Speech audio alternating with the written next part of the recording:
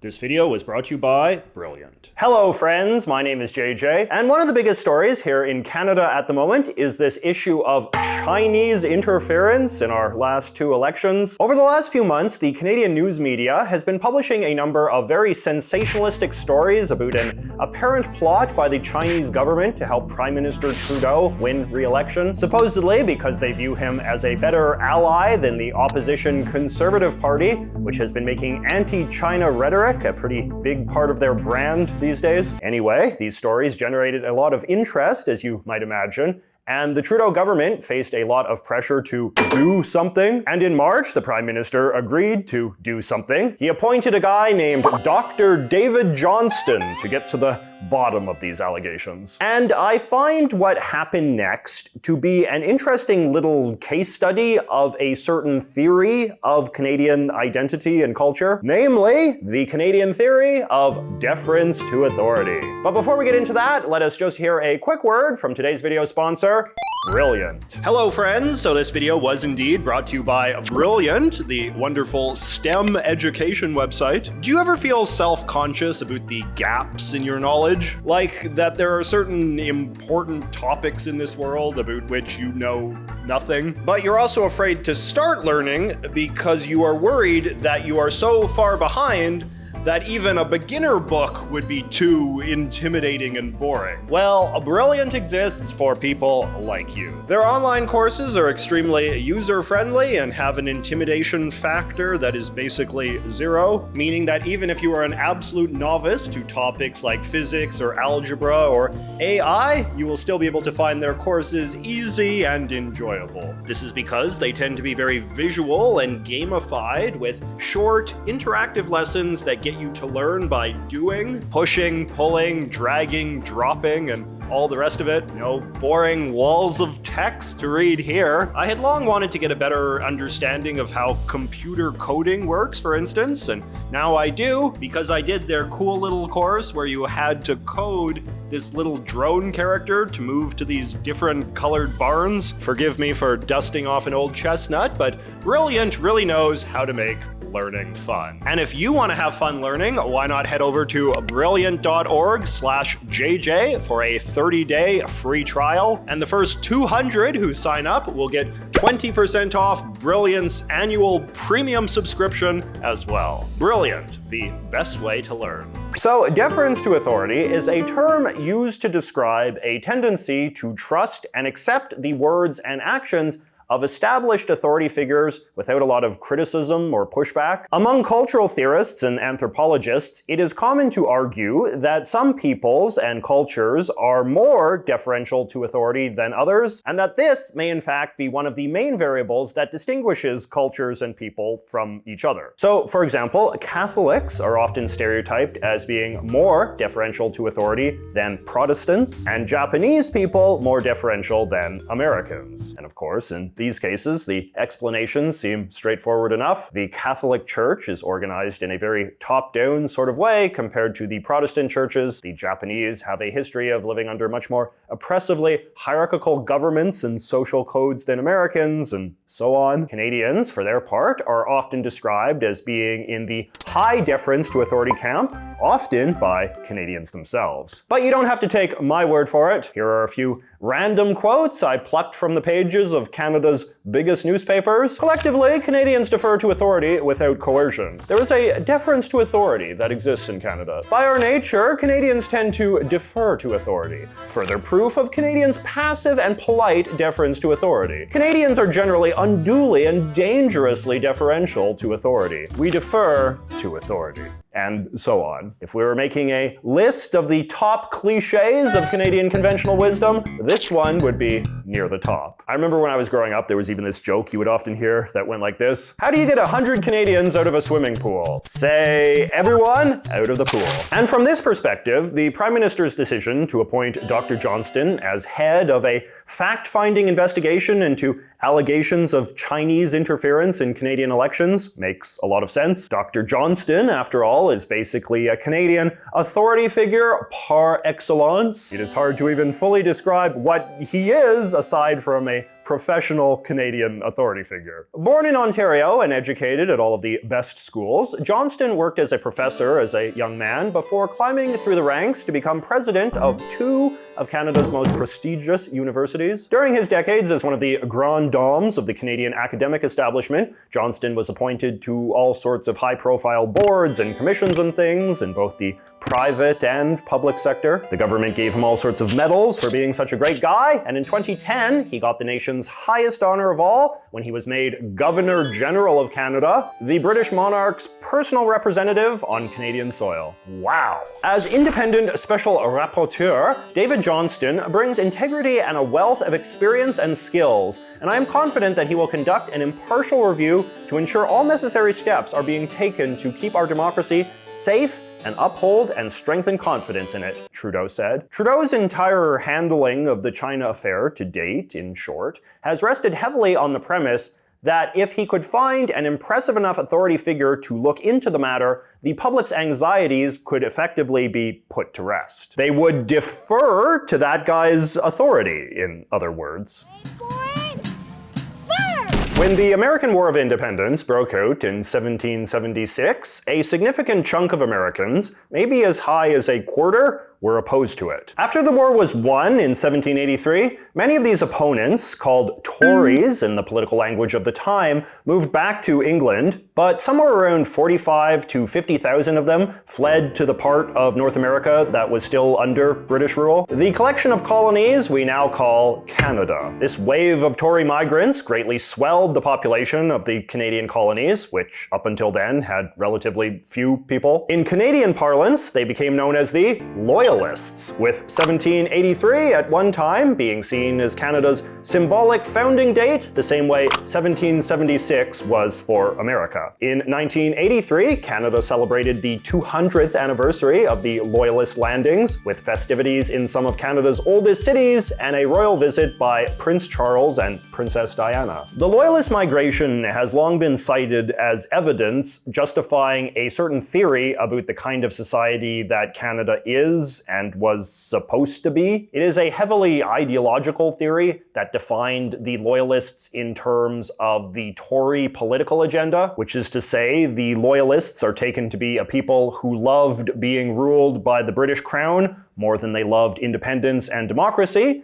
and therefore a people that desired a country that maintained the more conservative social and political order that existed in pre-revolutionary America. As Canadian author Walter Stewart says in this book, True Blue, the Loyalist Legend, because of the Loyalists, the independent nation that emerged had a distinct and different flavor. More royalist, more British, more hierarchical, and less inclined to kick over the traces. The sort of nation, in other words, that would have nothing but deference and respect for a former emissary of the crown telling the plain people what was going on with the Chinese, right? Well, spoiler alert, that is not, in fact, what happened. Prime Minister Trudeau's appointment of Governor General Johnston as an independent rapporteur was in fact massively criticized from the start, and criticized, get this, precisely because Dr. Johnston was such a proud and respected scion of the Canadian establishment. The head of the Conservative Party, Pierre Poilievre, immediately blasted Johnston as an out-of-touch elitist who was not to be trusted,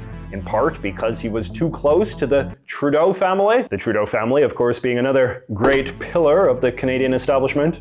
He is Justin Trudeau's ski buddy, his cottage neighbor, his family friend, and a member of the Trudeau Foundation. He has a fake job, and he's unable to do it impartially.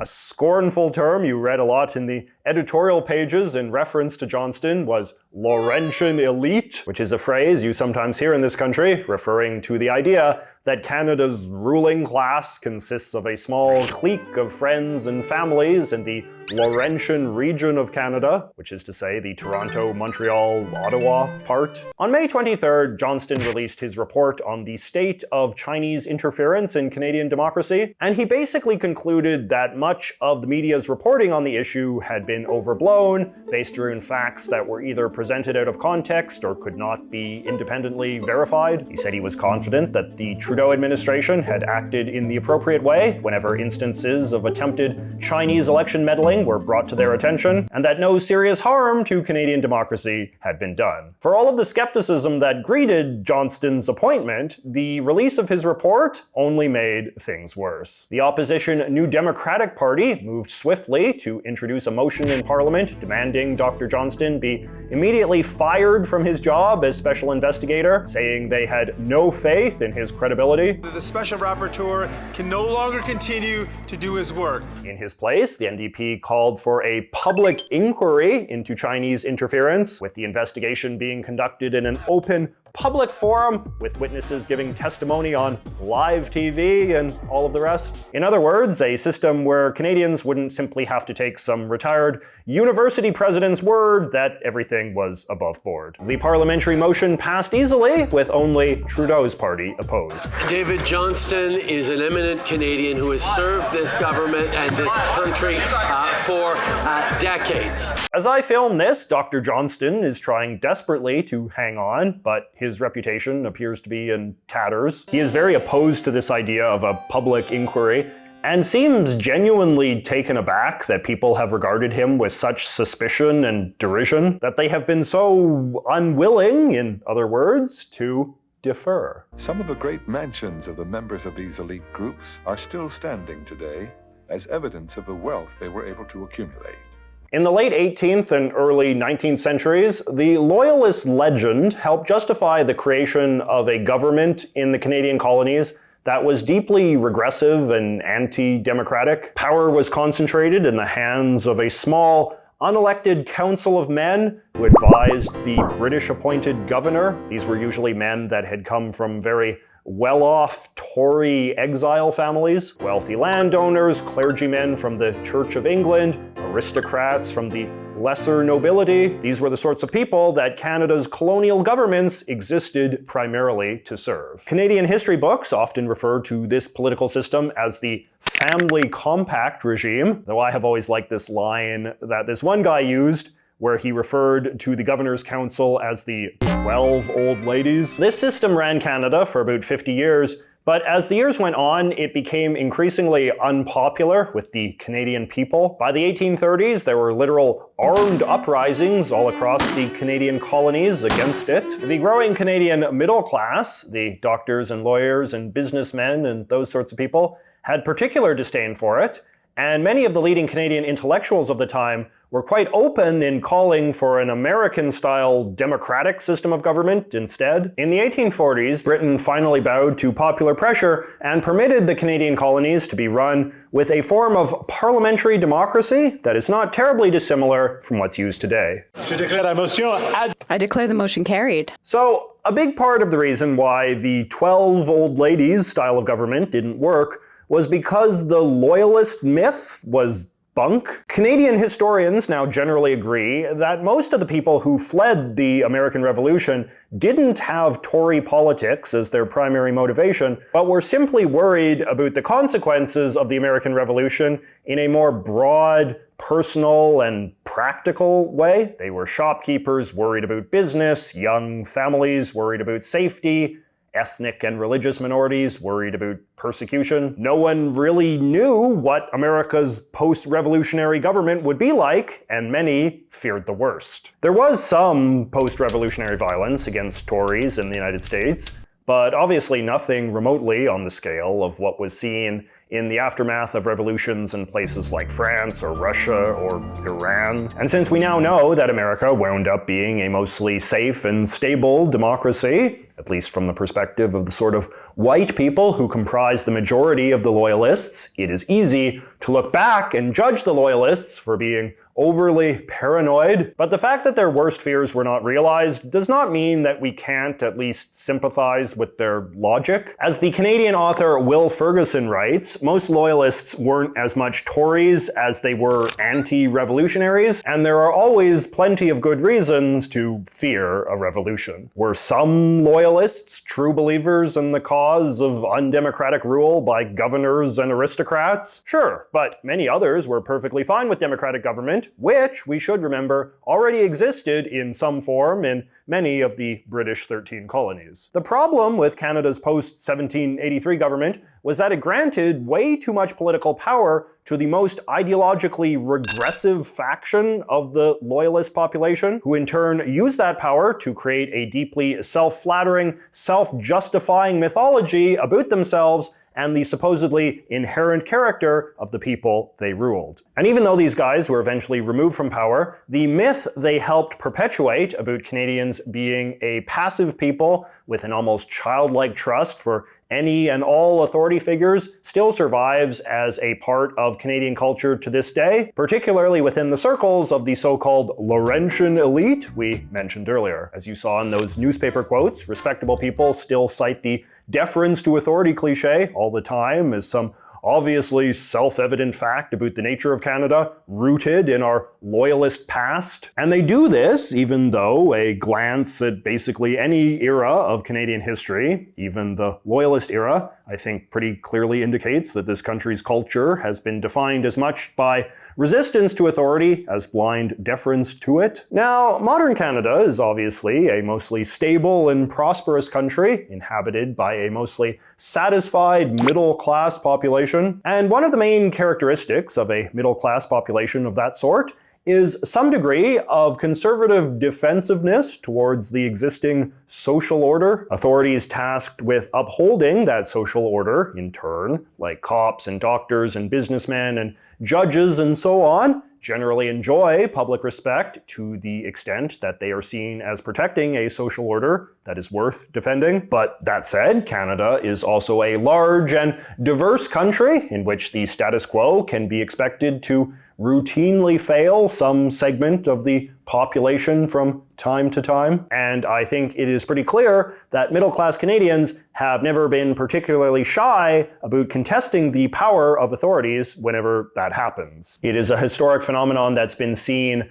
not just in the struggle for democratic government, but in everything from the fight for women's suffrage, to the labor movement, to the founding of new political parties when the old ones seemed unresponsive, to Quebec nationalism, to some of the battles that have defined Canadian politics more recently, like the truckers protesting COVID restrictions or the increasingly militant pursuit of Indigenous sovereignty. Here is a good quote that I think sums up the sentiment quite well. "Freedom is not a gift, but something that must be won. The only freedom is that which has been torn from authority." That is a quote from Pierre Elliott Trudeau, the 15th Prime Minister of Canada, who got his start in politics supporting striking workers in the asbestos mines of Quebec. And the sentiment he is expressing in that quote basically encapsulates a classically Anglo-American conception of liberty as something that can only be ensured by maintaining a perpetually skeptical attitude towards authority. It is an attitude that not all Canadians express all the time towards all authorities,